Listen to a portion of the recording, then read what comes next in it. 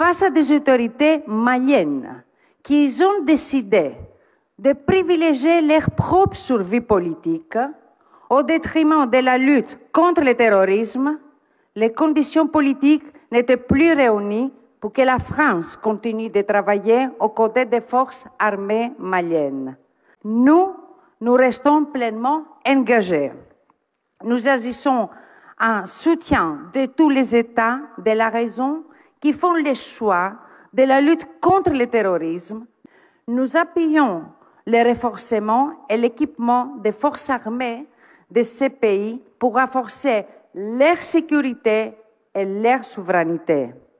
Vous me permettrez quand même de pouvoir répondre à la secrétaire d'État française qui hier a fait une grande opération de relations publiques, mais qui manque de sincérité.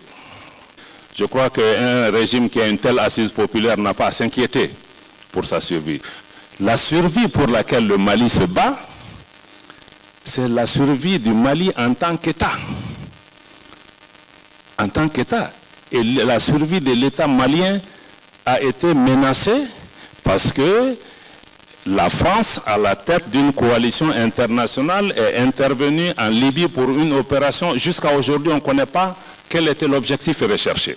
Ma soeur de Libye est là, ils sont encore en train de se battre entre Libyens pour fixer le problème chez eux. Mais aujourd'hui, l'intervention en Libye est la cause de la déstabilisation de toute l'Afrique. Je crois que quand ils parlent, ils doivent imaginer ce dont ils parlent. La survie dont on parle, c'est la survie de nos États à cause d'une défaillance géostratégique monumentale qui nous a amenés à ce problème. Et que jusqu'à aujourd'hui, personne n'assume la responsabilité. Puisqu'ils sont venus pour empêcher que la faillite de Bamako. Oui, nous le reconnaissons. Mais vous venez faire le pompier après avoir allumé le feu. Elle dit aussi que la France se bat pour la souveraineté des pays africains et qu'elle n'entend pas se substituer aux armées africaines. Je vous donne un exemple. D'abord, la France se substitue aux armées africaines parce que quand la France est venue pour aider le Mali à libérer notre territoire en 2013, il y a 3 grandes régions dans le nord du Mali. On a libéré ensemble Gao, on a libéré ensemble Tombouctou, Kidal qui est la 3e région dans le nord du Mali.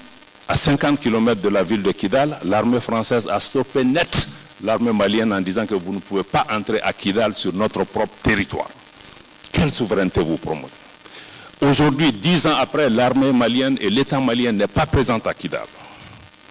On parle d'ingérence dans les affaires intérieures parce que la France est venue, elle a choisi son camp avec qui travaille 10 ans. Elle travaille dans le nord du Mali avec des groupes rebelles.